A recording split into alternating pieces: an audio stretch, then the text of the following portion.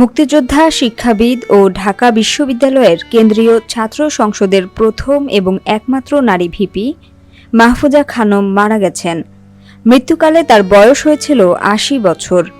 মঙ্গলবার সকালে অসুস্থ অবস্থায় রাজধানী ঢাকার একটি হাসপাতালে নেওয়া হলে তাকে মৃত ঘোষণা করেন চিকিৎসক।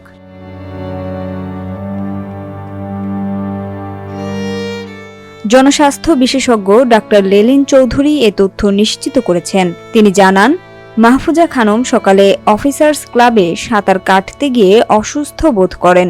সেখান থেকে পার্শ্ববর্তী হলি ফ্যামিলি হাসপাতালে নেওয়া হলে চিকিৎসক তাকে মৃত ঘোষণা করেন। তিনি হৃদরোগে আক্রান্ত হয়ে মারা যান। অধ্যাপক মাহফুজা খানম ১৯৪৬ সালের ১৪ এপ্রিল কলকাতায় জন্মগ্রহণ করেন। শিক্ষায় গুরুত্বপূর্ণ অবদানের জন্য ২০২১ সালে ২১ পদক লাভ করেন তিনি।